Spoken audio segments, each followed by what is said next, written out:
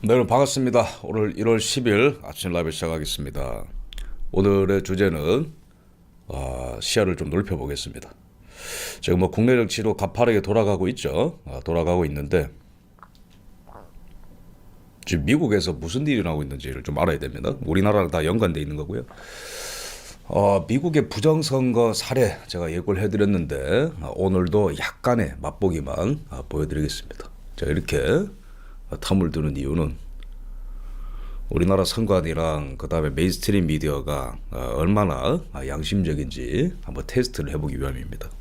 네, 여러분들도 제가 막 100개를 한꺼번에 꺼내면 소화가 안 될 거기 때문에 오늘 한 4개 정도만 제가 맛보기 중에 맛보기 말씀드리겠습니다. 총알이 다 장전돼 있고요. 지금 이런 걸 왜 알아야 되냐면은 우리가 치르는 어떤 그 시대사적 우리가 치르는 싸움의 시대사적인 의미를 좀 알아야 됩니다. 단순히 한국에서 일어나는 그런 자유주권 회복 운동이 아니고요. 세계사적으로 그 흐름을 우리가 타고 있는 겁니다. 그래서 우리 진영이 치르는 싸움이 얼마나 멋스럽고 가치 있는 싸움인지 그런 걸 오늘 확인하는 시간이 될 것이며 지금 대통령의 탄핵을 막고 그렇게 해야 되죠. 저도 그러면서 싸우고 있는데 기본적으로 이 우리나라는 또는 그 전 세계는 미국의 어떤 방향성에 절대적인 영향을 받습니다. 그런데 미국에서 이 부정선거를 도려내려고 하는 이 지도자가 당선됐다라는 게 엄청난 의미를 갖는데 아직도 좀 정신을 못 차리고 있는 것 같아서 지금 미국 얘기도 좀 하고 그 인트로에 우리나라 얘기도 좀 하도록 하겠습니다. 그리고 저도 오늘 또 일정이 있어서 한 10시쯤에는 또 일어나 봐야 될 것 같습니다. 네, 어제 그리고 국회 일정 2차 국회 일정 소화하고 왔습니다. 수요일에도 제가 국회 일정이 있었고 목요일에도 어제 국회 일정이 있었습니다. 국회 관련 일정이라고 제가 말씀드릴게요. 그래서 지금 운동을 우리가 할 때에 아스팔트에서 싸우는 거 중요합니다. 하지만 여기에 공신력을 더하고 이게 전체적으로 더 정확한 싸움을 하기 위해서는 좀 연합을 할 필요가 있어요. 정당과 함께 연합이라기보다도 뭐 연대죠, 그죠? 그러기 위해서 제가 중간에 서서 할 수 있는 역할이 무엇인가 요즘에 찾느라 대화 활동을 좀 많이 하고 있습니다. 참고해 주시고요. 바로 한번 시작을 해보죠. 일단 원외 당협위원장 등 50만 명이 동참하기로 했던 한남동 지키기, 한남동 관저 지키기죠. 희소식입니다. 바깥에 계신 분들 원희룡 전 장관도 합류한다고 하고요. 그다음에 이상규 서울 성북을 당협위원장, 박종진 인천 서울 당협위원장, 이용전 의원. 그래서 이런 외곽에 계신 분들이 이제는 한남동 관저를 지키기 위해서 연대를 한다 이런 소식이 전해 오고 있는데 굉장히 기쁜 소식이고요. 경찰들이 지금 뭐 한 1,000명 정도가 동원될 것 같다. 윤석열 대통령 체포영장 재집행 위해서 1,000명 정도 동원될 것 같다. 이런 뉴스가 지금 퍼지고 있습니다. 그래서 한남동은 계속해서 긴장이 유지가 돼야 되고 계속해서 지켜야겠죠. 또 말씀드리고 싶은 게 1차 저리선을 뚫기 위해서 경찰이 특수 차량을 가져와서 뭐 버스가 주차되어 있는 사겹으로 주차되어 있는 1차 저리선을 돌파하기 위해서 이렇게 무리수를 뚫을 것이다 이런 뉴스가 나오고 있습니다. 1차 저리선, 2차 저리선, 3차 저리선 이거를 뚫고 관저까지 간다 이런 뭐 계획을 갖고 있고요. 압도적인 경찰력을 내세워서 경호처를 돌파하겠다 이런 계획을 일단은 갖고 있습니다. 네, 오늘 본격적인 내용으로 바로 좀 들어가 보도록 하겠습니다. 어제 고른창 박사님이 트위터에 CPAC Now에서 머시디스 슐랩과 인터뷰를 한 영상을 업로드했습니다.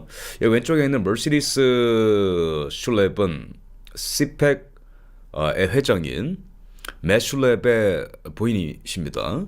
그리고 이 맷 슐랩 부부는 이 트럼프 진영의 핵심입니다. 맷 슐랩과 머시디스 슐랩 부부는 오랫동안 이 ACU 산하의 CPAC이라는 어떤 이 행사가 있는 거죠. 연례 행사인데 여기서 어떻게 보면은 이 미국의 보수주의 진영과 미국 공화당의 정당이 하나의 아젠다로 결합이 되고 또 전투력을 이제 상승시키는 그런 자리인데 엄청난 행사입니다. 말 그대로 여기에서 떠야 미국 정치권 핵심으로 들어갈 수 있고 여기에 가야 많은 어떤 정치권 인사들을 만날 수가 있죠. 그래서 어떻게 보면은 미국 보수의 어떤 메인스트림을 끌고 가는 사람들 중에 그 핵심이라는 건데 이 머시디스 슐랩에게 고든창 박사님이 여러 가지 얘기를 합니다. 한국의 상황에 대해서 얘기를 하는데 한국의 그 부정선거에 대해서 이미 인지를 하고 있습니다. 이분이. 머시디스 슐랩이 이미 한국의 부정선거에 대해서 인지를 하고 있고 고든창을 비롯한 뭐 스티브 배넌 이런 사람들을 통해서 이미 정보가 들어갔고 아니면 그 외에 뭐 더 엄청난 또 정보력으로 이미 정보를 확보했을 가능성이 굉장히 큰 것이죠. 자세하게 내용을 보자면은 듣고 싶은 분들은 이게 아직 유튜브에는 안 올라왔고요. CPAC 홈페이지 들어가면은 골든창 섹션이 있는데 여기 들어가서 플레이를 누르시면은 이 스크립트가 옆에 나오고 이 두 분의 대화를 들을 수 있습니다. 이 보면은 이 머시디스 슐랩이 뭐 트럼프랑 굉장히 뭐 절친이고요. 이 분이 물어봅니다. 이 한국의 상황 우리가 왜 이제 걱정을 해야 되는가 이렇게 질문하니까 이 고든창 박사님이 아주 자세히 한국의 상황을 얘기하는데요. We should be concerned because the leftists could take over Korea, South Korea and turn it into communist or anti-communist state. 이거 우리 한국 상황을 왜 지금 걱정을 해야 되냐면은 한국의 좌파들이 대한민국을 완전히 장악을 해서 완전히 공산국가로 만들 수 있고 그 다음에 또는 공산국가로 만들 수 있다. 그 다음에 또 보면은 대한민국을 끝장낼 수도 있다. 한국의 좌파들이 이런 어떤 위험을 경고를 합니다. 그 다음에 이러한 그 한국의 좌파들은 대한민국을 믿지 않는다. 그러니까 완전히 반대한민국 세력이라는 거죠. 이게 뭐 자막이 약간 오타가 돼 있는데 리퍼블릭 오브 코리아입니다. 그래서 뭐 이자들은 이 대한민국을 뭐 북한한테 갖다 바치려 할 정도로 굉장히 위험한 사람들입니다. 그러니까 이제 이분이 슐랩 여사께서 놀라는 거죠. 와우. 그래서 모든 것이 지금 그 선상 위에 올라와 있다. 그러니까 어떤 일이라도 일어날 수 있다는 거죠. 그죠? 이미 일어난 일은 윤석열 대통령이 이미 12월 3일에 마샬로 그러니까 계엄령을 선포를 했고 6시간 동안 이제 유지가 되었다. 뭐 이거 자체로 뭐 사람이 다치거나 죽거나 뭐 그런 일은 아니라는 거죠. 그죠? 고든창 박사님이 이제 잘 설명을 해주고 이것 때문에 이제 정치적인 위기가 이제 발생해서 지금까지 오게 되었다. 뭐 이런 얘기를 합니다. 그러면 이제 이 슐랩 여사께서 계엄령을 왜 내렸냐 이제 물어보니까 고든창 박사님이 이제 대답을 해주는 거죠. 그래서 한국의 국회가 뭐 요약을 하자면은 행정부의 이런 모든 어떤 그 국정을 뭐 마비를 시켰고 방해를 했고 뭐 이런 얘기를 합니다. 저희랑 뭐 생각이 비슷하고 근데 이제 계엄령에 대해서는 이제 너무 나간 것 같다. 오버리치라는 이제 표현을 씁니다. 그래서 아마 뭐 고든창 박사님이 개인적으로 뭐 이제 이렇게 생각을 할 수도 있는 거고 또는 워낙 이제 이 계엄령이라는 것이 민주주의 국가에서 예외적인 것이기 때문에 그냥 의례적으로 이렇게 표현하는 걸 수도 있습니다. 자, 그다음에 넘어가면은 그 다음부터 이 문제는 한국의 좌파들이 이제 램페이지 그러니까 광기를 보이고 있기 때문에 굉장히 위험하다는 거죠. 근데 임피치먼트의 어떤 사정은 잘 알겠다. 하지만 선을 넘은 측면이 있다. 그럼에도 불구하고 이 마샬로를 말하는 거죠. 계엄령. 근데 계엄령 이후에 좌파들의 문제점은 광기라는 거죠. 그리고 이자들은 대한민국을 공산화시킬 수 있을 정도로 위험하다고 얘기를 하는 겁니다. 그래서 그들은 권한대행, 그러니까 이 대통령 권한대행마저도 탄핵을 했다. 근데 이게 이제 미국 사회에 굉장히 큰 충격일 겁니다. 왜냐면 미국은 실제로 대통령이 200년 넘게 탄핵된 적이 없어요. 근데 권한대행 체제도 아주 생소한데 그 민주주의 국가라고 하는 그 대한민국에서 굉장히 한국 민주주의에 대한 평가가 좋거든요. 미국 사회에서. 근데 권한대행까지도 탄핵이 됐다. 이거는 굉장히 충격적인 거죠. 그래서 미국 사람들의 언어 안에서는 대통령 탄핵도 굉장히 충격적인 거지만 대통령의 대행도 탄핵당했다라는 것은 뭔가 국가가 전복되는 쪽으로 가는 거 아닌가라고 인식을 하는 거죠. 미국 사람들 같은 경우에는. 그 다음에 또 보면은 권한대행은 굉장히 책임감 있게 아주 뭐 이제 그 상식적으로 행동을 한 사람인데 탄핵당했다. 이제 이런 얘기를 하는 거고요. 고든창 박사님이. 자, 그 다음에 또 보시면은, 한국의 민주당의 그 리더인 사람은 리제명이 갑자기 나옵니다. 고든창 박사님이 리제명에 대해서 얘기하는데, 릴렌틀리스 레프티스트. 굉장히, 뭐랄까요. 난동을 부리는 좌파라는 뜻이죠. 그죠? 난동과 좌파, 난동좌파.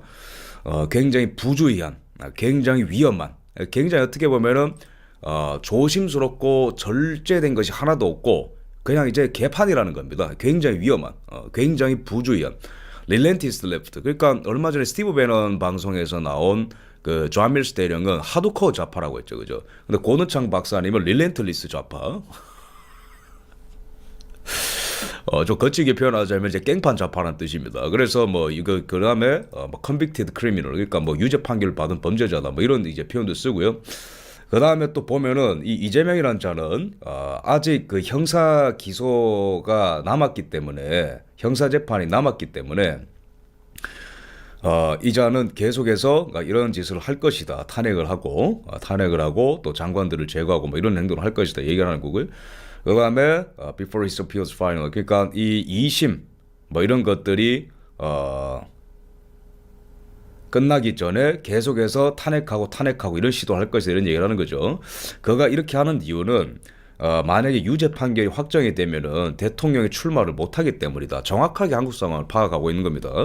자, 여기서부터 굉장히 그 중요한 얘기가 나오는데, 이 그 머시디스 슐렙 여사가 이제 물어보는 거죠. 이 우리의 이제 우방국인 뭐 일본이나 대만 같은 경우도 주목을 하고 있는데, 지금 어떤 이 위기가 어떤 지정학적인 부분과 연결되지 않냐 이런 질문을 하는 겁니다. 그래서 고든창 박사님 이제 맞다고 얘기를 하는 거고, 그 다음에 또 보시면은 고노창 박사님은 뭐 상황이 이렇게 되면은 민주당이 아무래도 이제 대통령 선거에서 이길 것 같다, 뭐 이런 전망을 합니다. 일단 최악의 경우에는 뭐 그런 가능성도 있는 거죠, 그죠? 그 다음에 또 하나, 근데 고노창 박사님이 주목을 하는 거는 지금 보시면은 대통령의 지지율이 사실 20% 밑에까지 내려갔었다. 고노창 박사님에 따르면은 윤 대통령의 지지율이 계엄령 이후에 20% 미만까지 떨어졌지만 지금은 이제 40%까지 회복이 되었다라고 얘기를 하는 거죠. 그러니까 한국의 정치 트렌드를 굉장히 잘 따라오고 있는 거고, 그 다음에 이러한 이유는 이런 광기에 찬 좌파들이 있기 때문에 이런 지지율이 오르는 것이다. 그래서 이제 역풍을 맞고 있다라는 거를 또 정확하게 보고 있는 거죠, 그죠? 그 다음에 윤석열 대통령 지지율이 오르는 이유는 윤석열 대통령을 뭐 이제 싫어할지라도 윤석열 대통령만이 유일한 희망이다. 그들의 나라를 구할 유일한 희망이라는 어떤 정서 때문에 지지율이 오르는 거다. 이런 얘기를 합니다. 또 그 다음에 보시면은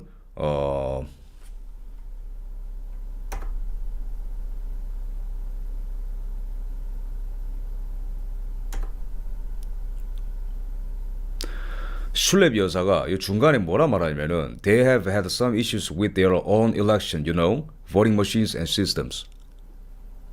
이게 뭐죠? 한국의 부정선거에 대해서 알고 있는 겁니다. 그러니까 이게 단순히 지금 트럼프 진영에서 트럼프한테 저는 더 고급 정보가 들어갔다고 보고요. 한국의 상황이 그냥 좌파 우파의 싸움이나 뭐 어떤 탄핵이냐 아니냐 그걸 넘어서서 한국에도 뭔가 있는 것 같다라는 거를 안 겁니다. 이제 스티브 배넌 방송도 어제 제가 말씀드렸지만, 이 보시면은 뭐죠? 그들 선거에 어떤 문제가 있다라는 거를 이제 알고 있는 거죠. 그들도 자신들의 선거 시스템에 있어서 이슈가 있는 걸 안다. voting machines 뭐죠? 전자개표기. 그 다음에 시스템은 포괄적인 거죠, 그죠? 선거 절차, 그 다음에 뭐 서버, 뭐 다 포함하는 건데, 이것과 관련해서 문제가 있다. 이거는 상세한 레포트가 이 미국 보수 진영에 이미 퍼진 거라고 보면 됩니다. 그래서 이걸 쭉 보는데, 오케이, 여기까지 따라오고 있구나. 저는 이제 좀 안심이 되는 부분도 있고, 그 다음에 두 번째로는 이 조선일보가 웬일인지 이거를 보도했더라고요, 오늘 새벽에. 그래서 이 고든창 박사와 이 머시디스 슐렙이 대화한 거를 이렇게 보도를 하는데, 이 부정선거에, 한국 부정선거에 대한 이 슐렙 여사의 이 언급을 좀 제대로 그 맥락을 이해할 필요가 있는데, 조선일보는 둘 중에 하나입니다. 아무것도 모르는 바보이거나 아니면은 뭔가 이제 구린 내가 나거나 둘 중에 하나겠죠, 그죠? 그래서 이러한 그 어떤 맥락 안에서 이런 얘기가 나왔는지, 미국 사람들은요, 특히 미국 보수는 부정선거라는 말을 그냥 쉽게 해요. 그냥 탁 던집니다, 그냥. 근데 아직도 우리나라는 이게 그 똥인지 된장인지 파악이 안 되는 거예요. 미국에서 이런 키워드가 나오면 그게 무슨 말인지도 모르고 또 외면하는 거고, 이게 우리나라랑 뭔 상관이 있는지도 잘 몰라요. 그래서 제가 오늘 맛보기로 미국의 부정선거 사례를 좀 말씀드리고, 그 다음에 트럼프가 도대체 FBI 국장에 왜 부정선거 전문가를 앉혔는지 좀 말씀을 좀 드리겠습니다. 자, 저는 확실한 근거와 공문서를 근거로 방송하는 사람입니다. 그러면 확실한 근거가 뭐냐? 이 몇 년 전에 헤리티지 재단의 자료인데 헤리티지 재단은 미국 최대의 보수 싱크탱크고 정말 말 그대로 뛰어난 전략가와 학자들이 모여서 미국의 모든 문제들을 다 이제 정리를 하고 그거를 이제 정책으로 입안될 수 있도록 노력을 하는 싱크탱크죠. 근데 여기 홈페이지에 들어가면은 제일 메뉴 상단에 뭐가 있냐면은 중국 공산당에 대한 이슈가 있어요. 그 바로 밑에 어떤 이슈가 있냐면은 메뉴에 부정선거입니다. 상식을 깨야 됩니다. 제가 오늘 이 방송을 하는 이유는 첫 번째, 요즘 세상에 부정선거가 어디 있나라는 프레임을 깨기 위한 거고, 두 번째로는 앞으로 세상은 바뀐다. 세 번째, 미국은 힘겹게 수많은 부정선거 사례들이 드러나면서도 그래도 그거를 개혁하려는 사람들이 있다. 우리도 좀 본받자 그런 말씀을 좀 드리고 싶은 거예요. 그래서 헤리티지 재단 들어가면은 그 지도를 볼 수 있어요. 제가 나중에 보여드릴 건데 부정선거 지도, 그러니까 전국에서 이때까지 수십 년을 어떤 부정선거 사례들이 있었는가. 그 다음에 또 뒤져보면은 데이터베이스에 몇 년 전에 나온 헤리티지 재단의 부정선거 사례 총 모음집 레포트가 있습니다. 우리 한국 보수주의자들은 헤리티지 재단 많이 인용하는데 왜 이거는 계속 흐린 눈으로 안 보려고 하는 건지 모르거나 둘 중에 하나겠죠. 이거 보면은 수많은 사례들이 있어요. 보면은 duplicate voting 뭐냐? 이중투표인데 한 장소에서 유권자 등록을 해놓고 A라는 장소에서 유권자 등록해놓고 B라는 곳에서 또 등록해서 이중투표하는 거. 영어가 다 정리돼 있어요. 그 다음에 돈 주고 투표용지 사는 거. 그 다음에 ineligible voting, 그러니까 이거는 시민권 없는 사람이 투표하는 거. 이거 뭐 개판 5분 전이라는 거. 이게 사례가 너무 많아가지고 카테고리를 분류를 할 수밖에 없어요. 여기는. 자, 그 민주주의 최강 국가인 미국에서도 부정선거가 수십 년간 일어났습니다. 그래서 제도적인 허점을 뚫고 얼마든지 양심이 타락한 자들이 부정선거를 할 수 있다니까. 그래서 그런 전제로 모든 거를 바라봐야 된다는 거예요. 제가 지금 100개 이상의 부정선거 사례를 갖고 있는데 여러분들 충격받으실까봐 오늘 한 4개 정도만 말씀드리겠습니다. 소화할 수 있는 만큼만. 저는 지금 우리나라 선관위랑 언론인들한테 계속 기회를 주는 거예요. 빨리 자수해라. 숨통 끊기기 싫으면은. 자, 펜실베니아부터 봅시다. 펜실베니아에 이 여러 부동산을 갖고 있는 필 풀리라는 사람이 이 중독 투표라고 하는 거죠. 용어집을 보면은 duplicate voting이라고 하는 겁니다. 이걸 하다가 이제 걸린 사람이 있습니다. 필 풀리라고. 이 사람인데요. 이 사람이 보면은 뭐 여러 가지 건으로 기소가 되었는데 유권자 등록 사기 혐의 한 건. 이 뭡니까? 여러 군데에서 등록하면 사기죠. 왜? 한 곳에 등록해서 투표를 해야 되는데 우리식으로 하면은 예를 들어서 강남구에서 한번 투표, 그 다음에 저기 뭡니까? 도봉구에서 한번 투표, 뭐 이런 거라는 거예요. 그래서 유권자 등록 사기 혐의 한 건, 연방선거에서 2회 이상 투표한 혐의 2건, 그래서 중복 투표와 그 다음에 유권자 등록을 다른 데서 한 거, 뭐 이런 어떤 것들을 다 이제 이런 혐의를 받고 부정선거 혐의 2건 추가해가지고 엄청나게 기소를 많이 당한 사람인데 한꺼번에 자세히 살펴보자면은 96년에 자신이 거주하는 실거주지인, 이 부동산이 여러 개 있으니까 여러 군데 등록을 하는 거예요. 예를 들어서 김성원이 강원도에도 집이 있고, 그 다음에 저기 뭡니까? 뭐 부산에도 집이 있는데, 막 총선 또는 대선에 여러 번 투표한다 보십시오. 그런 거거든, 이게. 보면은, 몽고메리 카운티에서 96년에 유권자 등록을 했는데, 2018년에 플로리다주의 브로워드 카운티라는 곳에서도 유권자 등록을 한 거예요. 이게 불법이거든요. 그 다음에 2020년에는 허위 정보를 제공해서 펜실베니아주 필라델피아 카운티에서도 유권자 등록을 했다. 그러니까 총 요약을 하자면은 카운티를 3개나 등록을 한 거예요. 펜실베니아 몽고메리, 플로리다 브로워드, 펜실베니아 필라델피아 이런 식으로. 그래서 유권자 등록 안 걸리니까 자꾸 하는 거예요, 이런 식으로. 그 다음에 2020년 총선 몽고메리 카운티에서 직접 투표했고, 그 다음에 필라델피아 카운티에서도 부재료 투표용지 실시했다. 그러니까 중독 투표를 하다 걸린 거지, 2020년에. 브로워드 카운티에서도 투표를 했고. 그러니까 사람은 하나인데 투표를 막 세 군데에서 하는 거예요, 이 사람이. 그래서 기소를 받았고요. 기소를 당했고, 2022년에도 연방 총선 때 제너럴 일렉션이죠, 제너럴 일렉션. 상원 이제 그 선거에서 브로워드 카운티에서 사전 투표하고 필라델피아 몽고메리 카운티에서 선거일에 직접 투표. 그러니까 사전 투표하고 직접 투표하고 다른 장소에서 개판이 5분 전이라는 거죠. 본인 인정했어요. 나 죄 저질렀다. 왜? 죄가 너무 많으니까 다 걸렸으니까. 야, 그러면은 뭐냐 이거 도대체. 나는 한국에서 이런 정보를 들어본 적이 없는데 근거가 어디냐? 누가 물어보겠죠? 근거 여기 있네. 미국 연방검찰청 자료. 이거 우리 지금 제 언론인분들, 제 방송을 보는 언론인분들께 간곡하게 부탁 말씀드립니다. 자, 부정선거가 없다라는 거는요, 여러분들의 착각입니다. 부정선거가 없다라는 거는 메인스트림 미디어, 한국의 메인스트림 미디어와 미국의 메인스트림 미디어에 세뇌된 거예요, 이 기자분들이. 관심을 갖고 찾아보면은 너무 많아서 여러분들은 충격에 빠져서 일주일간 밥을 못 먹을 겁니다. 내가 알던 세계가 그 세계가 아니구나. 미국 연방검찰청 자료라니까? 미국 연방검찰청이 무슨 뭐 툴투브예요? 그런 게 아니라니까? 그래서 이런 자료를 보면은 다 나와 있고, 이거 1월 9일에 선고받을 예정이었거든요. 1월 9일에. 그래 제가 어제 다시 들어가 봤어요. 이거 선고가 얼마 정도 나왔나. 연방검찰청에 바로 자료 업데이트가 됐더라고. 자, 제클린 로메로라고 하는 연방검사는 수차례 선거 사기를 저지른 필립 풀리, 이 사람 연방지방 이렇게 발표했다. 연방검사가 발표합니다. 미 연방지방법원 수석판사는 미셸 골드버그인데, 이 사람은 이 부정선거 사례에 대해서 이렇게 판결했다. 3년 집행유예. 제가 봤을 때 너무 손방망이에요.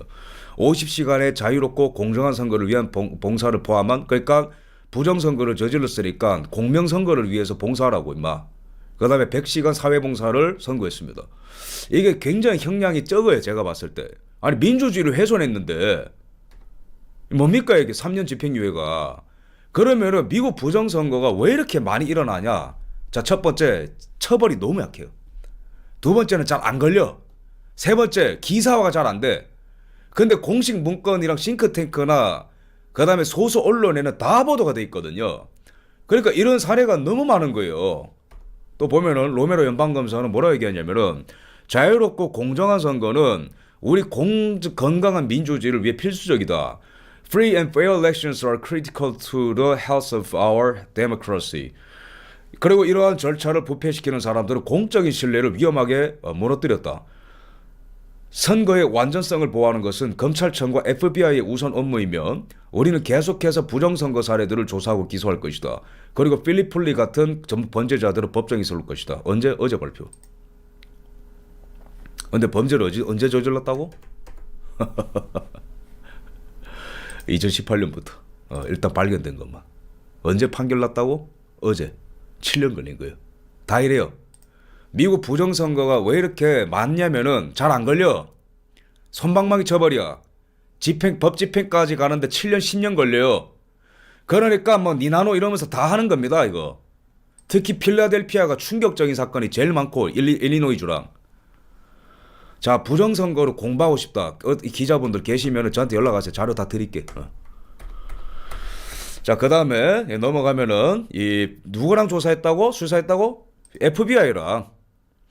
FBI 필라델피아 지부 특별 요인 웨인 제이콥스는, 이거 합성 아닙니다. 미국 연방검찰청 자료입니다. 자유롭고 공정한 선거에 참여할 권리를 보호하는 것은 우리 민주주의의 주춧돌이며 FBI와 파트너들의 최우선 과제다. 우리 파트너들과 긴밀히 협력해서, 그러니까 이제 그 검찰을 말하는 거죠. 검찰과 FBI를 말하는 건데, 긴밀히 협력해서 선거 과정의 무결성을 훼손하는 모든 사람을 조사하고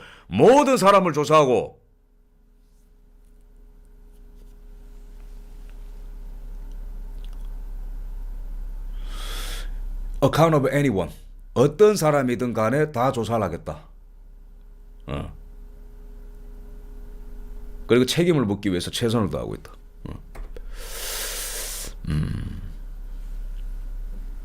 이 사건은 FBI와 펜실베니아 검찰청에 의해서 수사가 진행되었고, 현재 선임 차장 검사 제임스 프라이스의 지원하에 낸시 파츠와 마크 더브너프에 의해서 기소된 상태다. 미국은 참고로 법무장관이 검찰총장입니다. 그래서 그 밑으로 내려가면은 여러 가지 검찰 조직이 있는데 제일 위에 연방검찰청이 있어요. 그게 이제 US Attorney's Office고요. 그래서 연방검찰청 산하에 93개 지구로 분할된 각 지구에 여러 연방검찰청이 흩어져 있는 겁니다. 그래서 많으면은 한 주에 한 4개 연방검찰청에 이런 그 청사가 있고요. 조그마한 주에는 하나가 있겠죠. 그죠? 그 다음에 스테이트 어토니 제너럴스 오피스라고 주검찰청이 있고, 그 다음에 디스트릭트 어토니스 오피스인데, 이 경우에는 연방검찰청과 연방수사국인 FBI가 함께 이걸 인베스티게이트해서 털은 사건이라는 거죠. 그러면은 FBI가 왜 중요하냐? 여기 있네. 캐시 파텔이라고 하는 사람을 지금 FBI 국장으로 찍어놨다, 지명해놨습니다. 트럼프가. 이 사람이 뭐 하는 사람이냐면은 부정선거 전문가예요. 그러면 FBI의 부정선거 전문가를 임명을 했다라는 거는, 이거 월스트리트저널 자료입니다. 임명을 했다라는 거는 어떤 의지냐면은 미국의 부정선거 이때까지 저질러 놓은 거 다 전부 다 찾아내서 다 죽인다 이겁니다. 다가올 시대가 감당이 되겠어? 선관위가, 우리나라 선관위가? 우리나라 언론들이 이게 감당이 되겠습니까? 그러니까 지금 빨리 전향을 하라는 거야, 언론인들. 덜 쪽팔리려면은. 이 사람은 미국에 뭐 소위 말하는 뭐 딥스테이트가 있냐 없냐 이런 건 논쟁이 있는데, 어쨌든 딥스테이트라는 용어는 그냥 미국의 썩은 어떤 기득권 생태계라는 겁니다. 좀 더 온건하게 표현하자면은. 그래서 이 자들이 여러 군데 다 포진되어 있다, 행정부 곳곳에. 근데 가장 이제 심각하게 포진되어 있는 곳이 수사기관이라고 보는 거예요. 트럼프랑 이 캐시 파텔 그 신임 FBI 국장이. 그래서 수사기관을 개혁을 해야 되는데, 그 수사기관 중에 가장 정치화된 집단이 FBI다. 우리나라도 경찰이 제일 까불잖아요. 근데 FBI에서 수사를 제대로 한 사람들도 있는데 기본적으로 이 수뇌부가 너무 썩었다고 보는 거죠. 그러니까 좌익무죄, 우익 유죄만 되는 거예요. 근데 이 FBI를 앞으로 장악해서 뭘 하겠다? 주요 목적이 부정선거 잡겠다입니다. 자, 그 다음에 트럼프는 이 압박을 하고 있다. Trump has pressed for new voting requirements. 뭐냐면 미국의 부정선거는 시스템적인 그 결함도 굉장히 많으니까 당일 투표, 그 다음에 이 그 전자 투표 말고 그 다음 아날로그 투표, 그 다음에 현장 개표, 이 세 개를 트럼프가 원하는데 그런 걸 안 하는 주가 너무 다 이제 그 개표까지 오래 걸린다는 거야. 그 다음에 우편 투표 이런 것 때문에. 그래서 법을 바꾸자. 근데 다행히도 요번에 상하원 대통령 싹쓸이 했잖아요. 그래서 이런 그 American Confidence in Election Act, 그 다음에 Safeguard American Voter Eligibility Act, 이게 선거 부정을 방지할 수 있는 법안인데 이런 것들을 통과를 시켜야 된다라고 트럼프가 이제 목소리를 지금 내고 있고, 실제로 상하원을 다 장악했기 때문에 그렇게 될 것이다. 지금 세상은 바뀝니다. 그러면 또 하나 사례입니다. 펜실베니아에서 93년에 어떤 일이 있었냐면은 선거 캠페인을 민주당 소속의 선거 캠페인 운동가가 고용된 사람이라는 거죠. 이 사람이 부정투표용지 600장을 집어넣다가 걸려서 투표 결과가 바뀐 사례가 있습니다.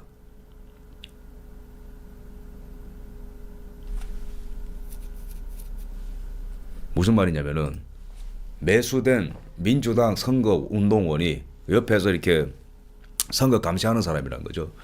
이 사람이 내부에 있는 사람이랑 작당 모의를 해가지고 600장을 집어넣다 걸렸다니까. 그래서 수사기관에 걸려가지고 판결을 거쳐서 투표 결과가 바뀌었어요. 야, 그럼 왜 걸렸냐?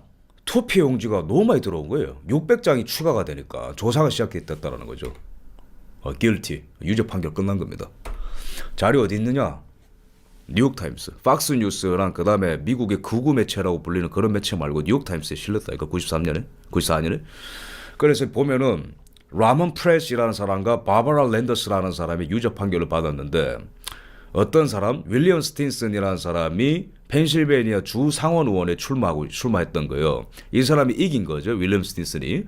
근데 이 사람이 이길 때 600표의 추가 그 투표지가 들어왔는데, 라몬 프레스과 바바라 랜더스가 민주당 캠페인 사람이라는 거죠. 이 두 사람이 600표를 집어넣었는데 600표를 어디서 갖고 왔냐면은 라틴계 흑인들 중에 돈 없는 사람들이 협박을 해가지고 이 우편 투표지를 받아온 겁니다. 대리 투표를 했다라는 거죠. 여기서 끝나는 게 아니고 민주당 시의원들이 마가렛 타가글리온과 알렉산더 타머지 주니어 이런 사람들까지 동원이 되었고, 그 무엇보다도 선거 감독관 데니스 켈리가 부정선거에 감독한 것으로 드러났다. 자, 요약을 하겠습니다. 주 상원을 장악하기 위해서 민주당 시의원이 동원되었고, 민주당 당원이 동원되었고, 또 누가 동원됐다고? 선거관리원. 내부에 적이 있다라는 거예요. 600표. 선거 결과가 뒤집어졌어요, 이것 때문에. 미국은, 저는 미국을 사랑하는 사람입니다. 저는 미국에서 공부를 했고 미국을 이제 뭐 여행하기도 했고 요번에 트럼프 당선 전에 또 이렇게 가기도 했고 근데 미국만큼 선거 제도가 개판인 나라도 없어요. 그래서 이번에 트럼프가 부정선거를 거론하는 거는 단순히 내가 2020년에 졌기 때문에 하겠다 그게 아니에요.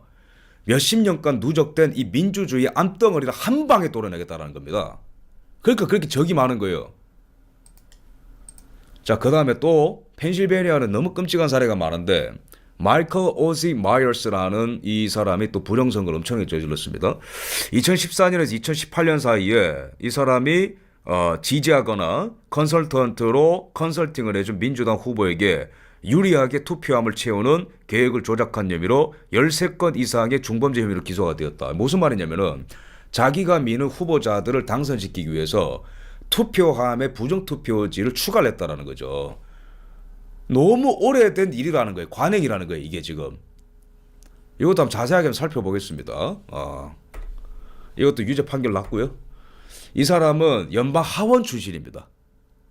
펜실베니아주 소속의 연방 하원 출신이었어요. 그럼 이 사람은 뭘로 기소가 됐냐면은 2014년, 2015년, 2016년, 2017년, 2018년 펜실베니아 주선거에서 부정하게 투표함을 채우는 계획을 꾸며서 기소가 됐고 본인이 유죄를 인정을 했어요. 왜? 죄가 너무 많거든. 즉시 구금이 됐습니다. 76년에서 80년 사이에 이 사람이 연방 하원을 했었고 근데 연방 하원인데 이 사람이 제명당했습니다. 연방 하원에서. 왜 제명당했을까요? 과거에. FBI 잠입 스파이한테 5만 달러 받다가 걸렸거든. 그리고 이게 동영상이 찍힌 거예요. Second from left, 마이클 마이어스 이 사람이죠. 자, 70년대에 FBI의 잠입 수사 때 5만 달러를 받은 게 비디오 찍혀가지고 연방 하원에서 제외가 됐어요. 여러분 재밌죠? 미국 정치사는요 진짜 깊이 공부해야지 보입니다. 그래서 마틴 스코세지 같은 사람은 너무 반미적으로 미국의 역사를 그리지만 어느 정도 동의하는 게 그 사람은 미국의 정치파는 마피아파네라고 보는 사람이거든요. 완전히 그냥 깡패가 정치인이고 정치인이 깡패다라고 보는 사람이에요. 마틴 스콜세지가. 물론 뉴욕에서 자랐기 때문에 그런 험한 꼴을 많이 봤겠지만 미국의 정치사는 사실 이게 숭고한 기독교 정신으로 건국이 됐지만 이 틈새가 너무 많아서 정말 끔찍한 정치 범죄가 많아요. 미국 같은 경우에는. 근데 이 자가 이런 일을 하다가 제명이 당했다는 거. 제명당했고 그 뒤에 이 사람이 할 줄 아는 게 뭐겠어요? 정치 로비스트하고 그런 거 하는 거겠죠. 그래서 이 부정선거 사례가 더 힐지에 또 보도가 됐고요. 이거는 관심의 차이입니다. 민주주의에 대한 관심의 차이인 거예요. 미국 부정선거, 우리나라 부정선거에 대한 어떤 이해도는. 그래서 이 2022년에 이것도 연방 검찰청 자료입니다. 전 연방 하원 마이클 마이어스 오지 필라델피아 정치공작원이 부정선거로 30년 징역형을 선고받았다. 30개월이죠. 제가 이제 잘못 적었습니다. 30개월입니다. 30months니까. 자, 정확하게 어떤 징역형을 받았는가? 30개월 징역에 3년 감형에 10만 달러 벌금. 너무 약해요. 그러니까 계속 하는 거예요. 잘 안 걸려. 걸려도 별로 뭐 이게 형이 짧아. 그 다음에 이 자가 선거에 출마한 양당의 후보자들을 위해서 선거 사무원을 로비를 했다. 펜실베니아 같은 경우에는 판사 선거가 있습니다. 요약을 하자면은 펜실베니아의 판사 주 판사에 출마하려는 사람들이 있는데 양당에 다 있는 거예요. 공화민주. 근데 이자들을 당선시키기 위해서 무슨 짓을 했냐면은 선거 사무원에게 로비를 했다라는 거야. Election official. 우리나라 말로는 뭐예요? 선관위 직원. 선관위 직원을 돈으로 매수해가지고 뭘 했냐면 투표용지를 집어넣었다니까. Illegally add votes for certain candidates of their mutual political party in primary elections.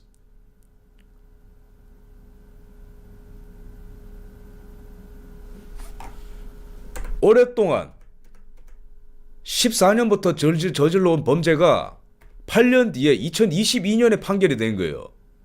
모르지 2014년 이전에 뭔 짓을 했는지 이런 70년대부터 뒷돈 받은 자가. 이거는 가히 충격적인 일입니다.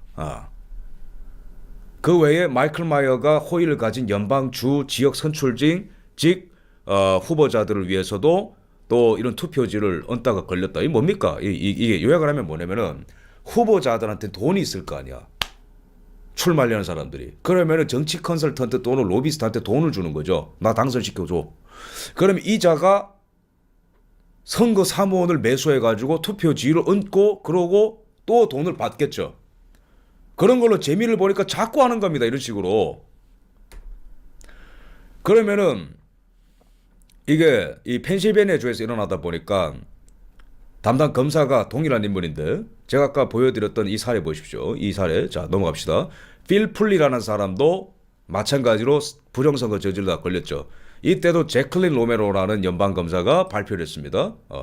1월 9일에 발표를 하는 거죠. 미국의 민주주의를 해친 자는 이런 식으로 잘못된 거다. 이게 제클린 로메로 기억하십시오. 이게 왜냐면 의로운 사람이 있다는 거거든. 미국도. 보면은 필립 풀리도 제클린 이라는 검사가 발표를 했는데 이자 마이클 마이어스도 유죄에 대해서 발표를 할 때에 제클린 로메로 동일한 필라델피아 동부지방 검사가 발표합니다. 물론 이제 관할 지역이긴 하지만은 그래도 이게 엄청난 부정 세력은 한테 맞서 싸우려면 용기가 필요하거든요. 똑같은 그 검사가 똑같은 발표를 하는 거예요. 다른 사건에 뭐라고 얘기하냐면은 이분입니다. 한 투표라도 이 중요한 거예요. Voting is the cornerstone of our democracy. 그러니까 이 선거라는 것은 민주주의의 주춧돌이다. 이게 무너지면 다 무너진다. 신뢰가 깨지는데 If even one vote has been illegally cast, 단 하나의 투표라도 부정하게 행사가 된다면은 단 한 명의 선거 사무원의 완전성이 타협이 된다면은 컴프로마이스 매수된다면은 타협 또는 매수 우리 선거 절차에 대한 믿음이 훼손된다. 이게 맞아요. 이게 상식입니다. 단 하나의 투표라도 잘못된다면 단 한 명의 선거 사무원이라도 타협이 된다면은 우리 선거 시스템의 절차 전체에 대한 믿음이 훼손된다라는 거예요. 그래서 이거를 수사할 수밖에 없다라는 겁니다. 우리나라 이거 해당하는 거 아닙니까? 빳빳한 투표용지를 누가 합리적으로 이걸 이해할 수 있겠냐고.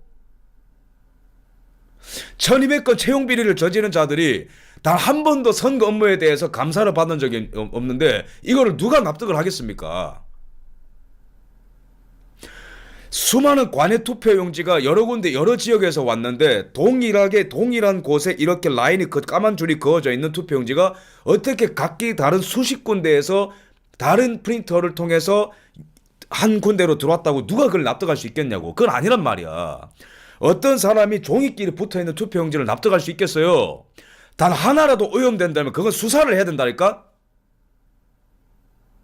미국이 이만큼 무너졌지만 미국한테 희망이 있는 건 뭐냐면은 이렇게 양심 있는 사람들이 있다는 거거든.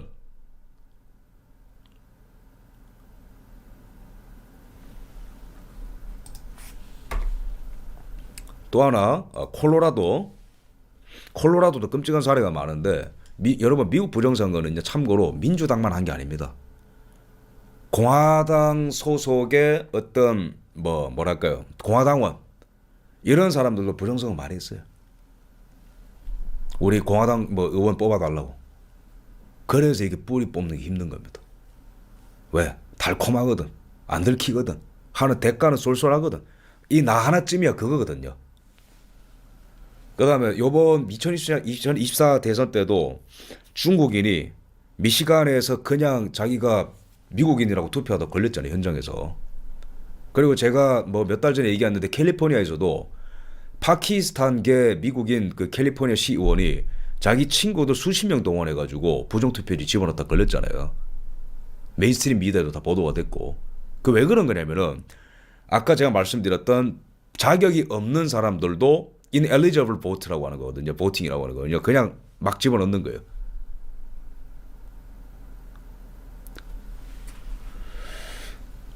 콜로라도주에는 아프가니스탄 출신 이민자가 자기가 03년에 유권자 등록 카드를 발급받았는데 이때 미국 시민이라고 맹세하고 그냥 발급받고 투표했다. 하지만 알아보니까 귀한 미국 시민이 아니었다. 이런 사례가 수두룩백배예요. 저는 오늘 빙산의 일각 중에 일각을 오늘 보여드린 겁니다. 트럼프가 제가 말씀드렸죠. 고든창과 얘기를 하던 머시디스 슐랩이 한국에도 한국에도 선거 이슈가 있었지. 선거 시스템과 그다음에 선거 기기에 대해서 아무렇지 않게 얘기잖아요. 왜 그러냐면은 이 사람들은 수십 년간 그걸 봤거든, 미국에서. 그래서 오랫동안의 수고하니 그거를 드디어 척결할 수 있다고 보는 거예요, 트럼프 때문에. 그러면 한국을 바라볼 때 뭘 보겠어요? 야, 한국도 부정선거 있어? 뭐야 도대체? 너네는 어떤 식으로 이렇게 하는 거니? 그 걔네들이, 부정선거 세력들이 그런 거에 관심을 가지게 돼 있다는 겁니다. 그래서 미국에서 부정선거 이 수사가 시작이 될 때에 반드시 우리나라에도 태풍이 옵니다. 그럴 때에 그 태풍을 타고 우리가 한국에도 어떤 이 선거 시스템을 바로잡는 일을 해야 되는 거예요. 저는 윤석열 대통령이 그러한 흐름을 탔다고 보는 사람입니다. 여기서 끝나는 게 아니죠. 얼마 전에 1,500만 불짜리 소송에서 ABC가 졌습니다. 그래서 트럼프한테 배상을 했어요. ABC는 트럼프가 벼르고 있었죠. 왜? 토론할 때마다 맨날 해리스 편드니까. 그래서 이 편파 보도와 기타 여러 가지 그 죄목으로 소송을 걸었는데 트럼프가 이겼습니다. 트럼프 왜 이러는 걸까요? 과거에는 언론의 자유라고 했거든요, 미국도. 그런데 이제는 이자들을 내버려 두다 보니까 민주주의를 위험에 빠뜨리는 거예요. 의도적인 거짓말로.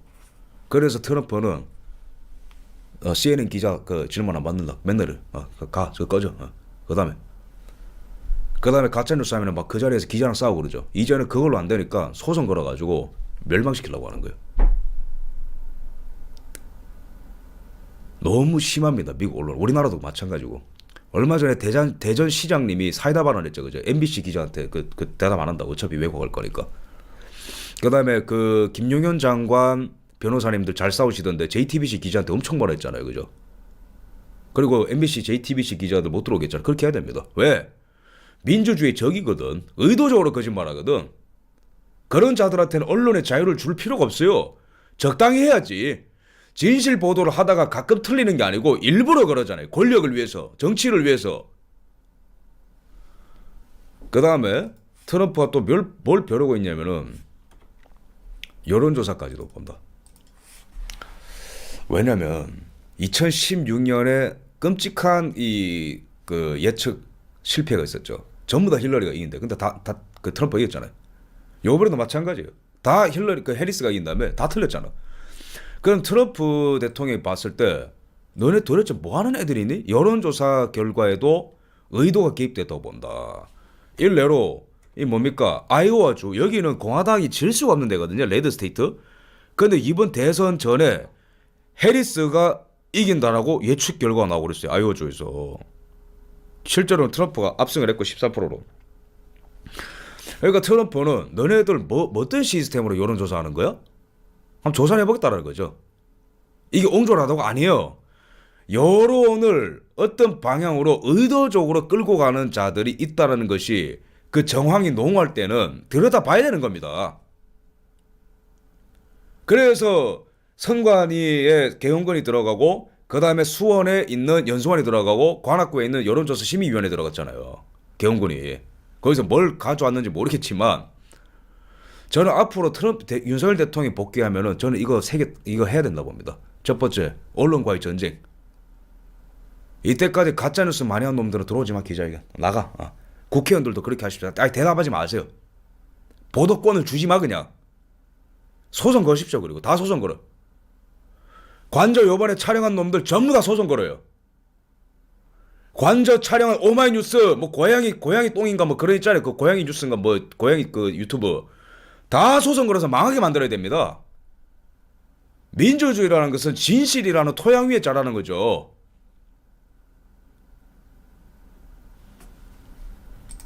여론조사도 마찬가지고. 트럼프는 그럼 이걸 왜 하냐?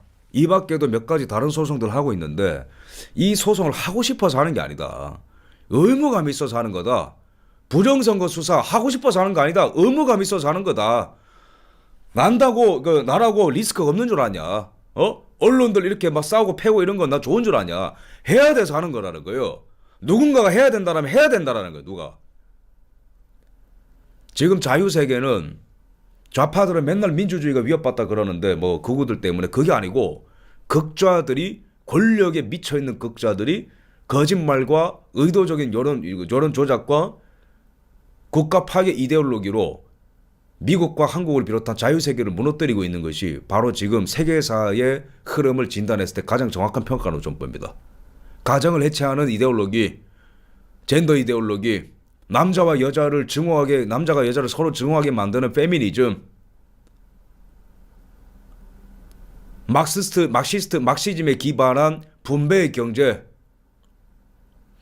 그러한 좌익 유토피아를 만들기 위해서는 어떤 거짓말에도 용납되는 언론 문화, 그리고 자라나는 청년들의 의의제기 같은 것들을 묵살하는 언론 기득권, 이때까지 온갖 선거 부정을 저지르고 부끄러움도 모르는 어떤 세력들, 그런 어떤 규명 과정을 음모론이나 치부하는 부역자들, 이자들이야말로 한국의 현대 민주주의 적들인 거예요.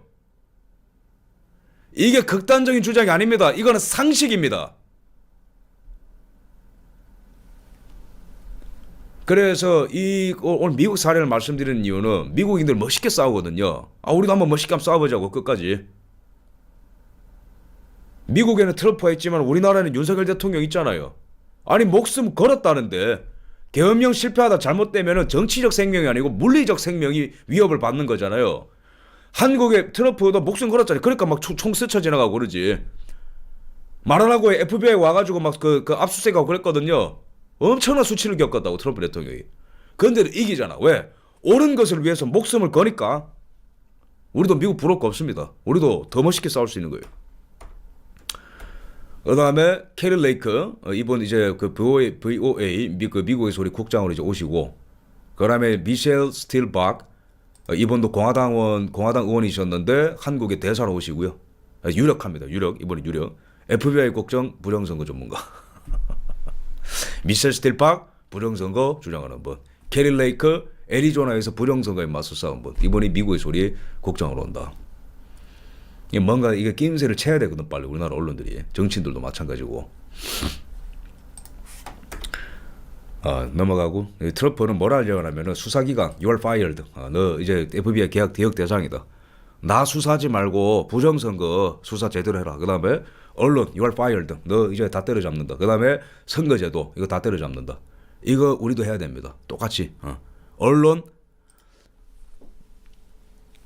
의도적인 가짜뉴스 하는 사람들 언론 고발해야 됩니다. 법을 바꿔서라도 고발해야 돼요. 언론의 자유가 아니고 언론을 남용했다고, 언론 자유권을 남용한 자들에게도 책임을 소재를 물어야 됩니다. 소송 걸어야 됩니다. 적극적으로 소송 걸어야 됩니다. 그 다음에 유튜버를 통해서, 대한 언론을 통해서 견제해야 됩니다. 수사기관, 우리나라의 경찰들 지금 뭐 하고 있죠? 우리나라 공수처 뭐 하냐고.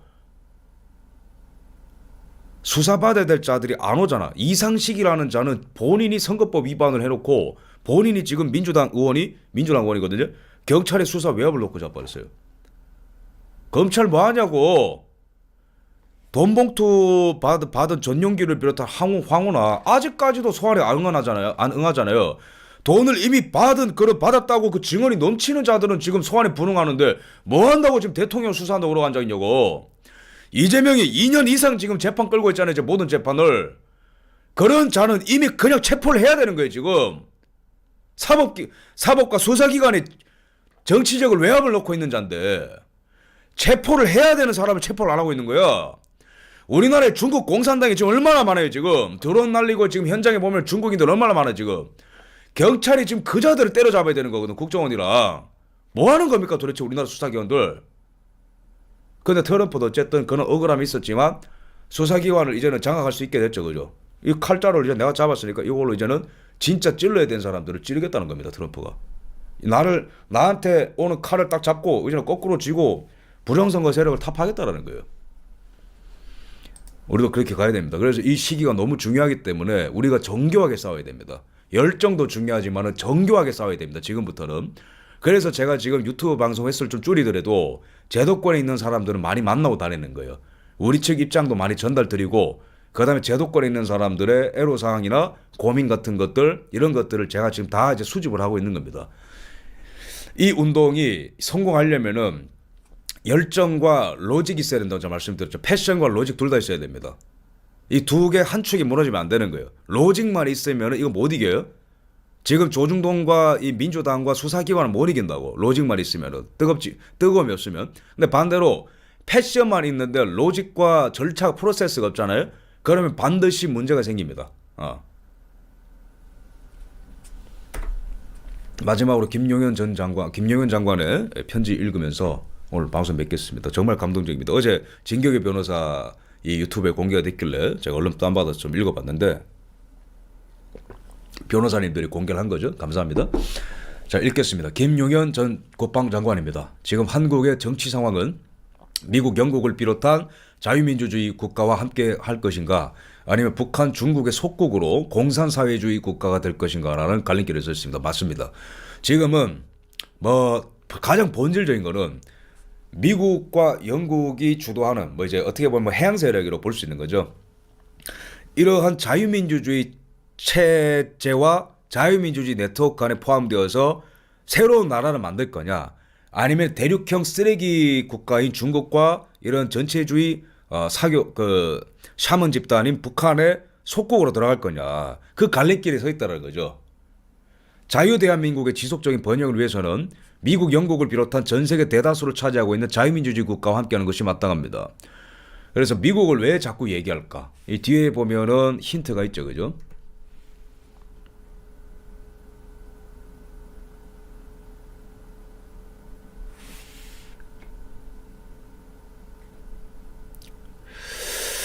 그럼에도 불구하고 자유대한민국을 파괴시키려는 일부 세력들은 북한, 중국과 결탁하여 우리의 자유와 번영을 가로막고 자유민주주의 체제를 뿌리째 흔들고 있습니다. 특히 위대한 국민들께서 선출하신 대통령을 불법적인 탄핵을 하는 것도 모자라 불법적인 체포까지 하고 있습니다. 편지가 중간에 잘렸는데 잠깐만요. 제가 뒤 유튜브 홈페이지 들어가서 마저 좀 읽어드리겠습니다.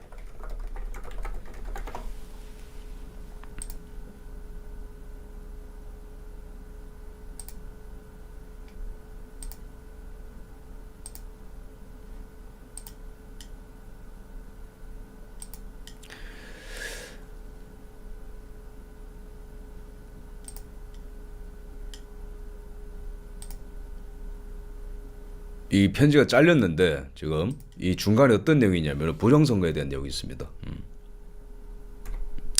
그래서 대통령을 지키고 대한민국의 자유를 지키자. 위대한 애국 국민들은 반드시 승리할 것입니다.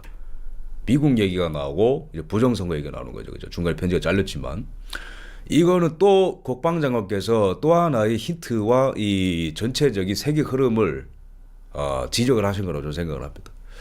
그래서 여러분들 지금 우리는 아주 중요한 세계사적인 기로에 서 있고 역사적인 기로에 서 있는 거예요. 미국은 오랫동안 부정선거로 재미를 보는 자들이 여러 군데 있었습니다. 뭐 각자 어떤 중앙 컨트롤 타고 있을 수도 있겠지만은 제가 봤을 때 이게 하나의 어떤 그 관행이 된 거예요. 안 걸리니까. 안 걸리니까. 그리고 얻을 수 있는 정치적인 이익과 경제적인 이득이 너무 크니까 여러 군데서 모든 주에서 다 부정선거가 일어난 겁니다. 오늘은 저는 제가 알고 있는 이러한 빙산 중에 가장 위에 가장 아주 조그마한 부분을 말씀드린 거예요. 오늘 저 또 일정이 있어가지고.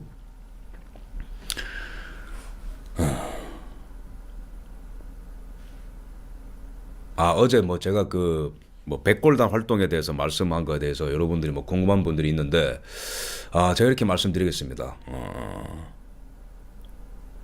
제가 원래 스탠스가 뭐였죠? 물리적 충돌 안 된다입니다. 그런데 어제 무슨 기자회견을 한다라든지 200기 경비단을 뭐 이렇게 한다라든지 그런 정보가 들어오기 전에 제가 원래 뭘 준비했냐면은 제 솔직한 마음 말씀드릴게요. 너무 많은 관심과 사랑을 받고 있어요. 제가 이 보수 진영에서. 그러니까 제 마음 안에는 부채의식이 있어요. 이게 내 혼자 한 게 아닌데. 그래서 현장에 서 고생하시는 분들, 유튜버 분들 제가 요즘에 많이 이렇게 칭찬을 하는 이유가 뭐냐면은 너무 수고 많으시고 너무 많은 사랑을 제가 받는 것이 아닌 것 같아서 여러분들을 소개해드렸던 겁니다. 그래서 이제 뭐 여러 유튜버 분들도 소개해드렸고, 그래서 어제는 현장에서 고생하시는 분들 중에 또 제가 언급 안 해드린 부분이 있는 것 같아가지고 이제 그 부분을 언급을 한 거고, 그 다음에 이제 뭐 기자를 해견한다라든지 이런 이제 뉴스가 들어왔습니다. 그래서 그런 전후 관계를 좀 이해를 해주시고, 저의 원래 스탠스는 뭐죠? 무력 충돌은 안 된다입니다. 무력 충돌 안 된다입니다. 그래서 제 기본적인 스탠스는 이렇다라는 걸 여러분들에게 좀 말씀 좀 드리고요. 제가 공식적으로 어떠한 단체를 뭐 지지를 한다라든지 그런 거는 아닙니다. 그런 건 아니고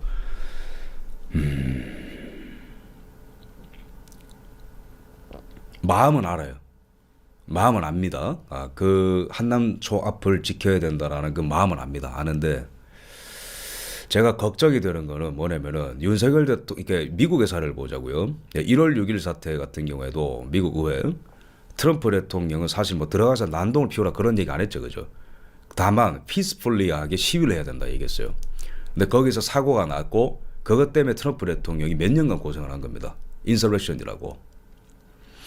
근데 지금도 윤석열 대통령의 계엄령에 대해서는 저나 제 방송을 보시는 분들은 다들 동의하시지만 여전히 그 군사가 국회에 들어갔다는 거에 대해서 거기에서 못 헤어나오는 사람들도 많아요. 그리고 그걸 갖고 집요하게 지금 물어뜯고 있는 거고. 근데 여기에서 또 하나의 어떤 폭력 사태나 유혈 사태가 일어난다. 그 책임은 누구한테 가는 걸까요? 좌파들이 누구를 비판하겠냐고. 조심해야 됩니다. 예.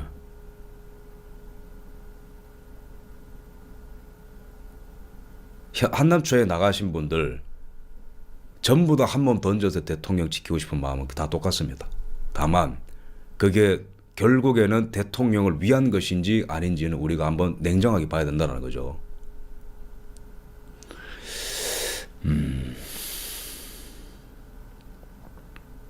경찰이 들어온다. 1000명 가까이 지금 이제 인력이 확보가 됐습니다. 근데 그 인력이 밀고 들어올 때에 상응하는 숫자가의 병력이 민간 병력이 민간 뭐랄까요 경비단이 이렇게 대치가 됐을 때 혹시나 이 분위기가 가열이 되면은 한 명이 한 명을 때리면은 거기서부터는 이제 1000명 대 1000명 싸움이 되는 겁니다. 그러다가 경찰이 죽거나 다치거나 민간인이 죽거나 다치잖아요. 그 책임을 누가 지는 겁니까? 계엄령 이후에 대통령을 더 힘들게 만드는 게 아닐까요?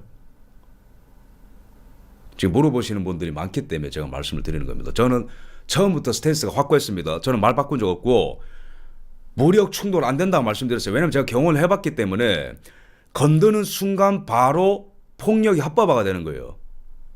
제가 경호원할 때 어떤 일이냐면 경호원을 건들잖아요. 경호원이 민간인을 때립니다. 왜? 레드라인을 넘었기 때문에. 그렇게 됐을 때 누가 죽거나 다치면 누가 책임을 질 거냐고. 그 옆에서 평화롭게 시위하는 사람들이 강제 해산당하면 누가 책임질 겁니까? 제가 웬만하면은 유튜브에서 다른 채널이나 활동을 잘 비판 안 하는 거 아시죠? 근데 이게 지금 왜 위험하냐면은 기자회견을 한다라는 것은 우리가 어떤 뭐랄까요 그 공신력 있는 언론에 이게 막 보도가 되는 겁니다. 그러면은 이제 본의 아니게 여기서 활동하는 사람들의 전체적인 활동이 프레임 씌워지는 거예요. 신중해야 되는 겁니다. 단체명을 설정할 때도 신중해야 되는 거고 어떤 공신력 있는 자리에 나가는 것도 신중을 해야 된다고 저는 생각을 해요. 근데 그분들이 갖고 있는 충정이나 나라를 위한 마음은 저는 압니다. 그거는 정말 높이 서요. 정말 존경스럽고 다만 방법에 있어서 이렇게 우리가 조금 일이 풀릴 때는 좀 조심할 필요가 있다고 봐요. 저 하나 또 솔직히 말씀드릴게요. 오히려 우리가 위기일 때는 잘 뭉쳐져요. 절박함 때문에. 근데 지지율이 오르고 좀 잘 될 때 이러한 때일수록 냉정함을 찾아야 됩니다. 냉정하게. 정확하게 싸워야 된다고. 이준석이 바로 워딩 가져가잖아요. 뭐 백골단 이런 거. 무슨 단체인 줄 아냐 이러면서. 그런 빌미를 주면 안 된다라는 겁니다. 그래서 지금은 하나하나 돌다리 두드리지 이렇게 가야 되는 거예요. 그래서 현장에 있는 다른 단체들이랑도 좀 이렇게 많이 대화를 하고 어떤 게 맞는 거냐 시니어 분들과 상의도 많이 하고 그런 식으로 가는 게 저는 맞다고 봐요. 뭐 제가 지금 발언한 거에 대해서 뭐 이렇게 이의가 있거나 이런 거는 제가 뭐 다 이렇게 수용을 하겠습니다. 다만 이게 웬만하면은 조심스러운 부분이죠. 조심스러운 부분인데 왜 이런 말씀 드리냐면은 우리가 얻을 것보다 잃을 것이 많아질 것이 예상이 되기 때문에 제가 이거는 그냥 이제 발언하는 겁니다. 그래서 현장에서 싸우다 보면은 한남동에 이렇게 중간중간 이렇게 선동하듯이 소리치시는 분들이 있어요. 막 가서 막 들이받자 뭐 그럴 때마다 저는 이게 워워 시킵니다. 그렇게 하면 안 된다고. 하면 안 된다. 오히려 방해된다. 경호처의 일을 할 때에 합법적인 권력이 없는 민간인이 꼈을 때는 작전이 더 복잡해집니다. 그걸 아셔야 되는 거예요. 너무 애가 타겠지만은 그거는 경호처와 대통령께 권한을 드리는 게 맞아요. 전적인 권한을. 아시겠습니까? 제 방송을 보시는 분들은 제 말을 반드시 숙지를 해주십시오. 간곡히 부탁드리겠습니다. 네. 또 분명한 거는 제가 누구를 편드는 건 아니에요. 저는 제 원칙을 항상 말씀드리는 겁니다. 네, 오늘 방송 여기까지 하겠습니다. 잘 들어주셔서 감사합니다. 네. 앞으로도 화이팅 하자고요. 그래서 하다 보면은 뭐 이런 일 저런 일 있는 거예요. 뭐 좌파들도 보십시오. 뭐 이런 일 저런 일 일어나잖아요. 그죠? 그래서 우리도 이런 전체적으로 이렇게 막 하다 보면은 그런 일도 일어날 수 있다. 그렇기 때문에 이런 걸 또 우리가 수습하는 것도 우리의 역량이고 그런 식으로 좀 생각을 해주시면 감사하겠습니다. 네, 여기까지 하겠습니다. 감사합니다.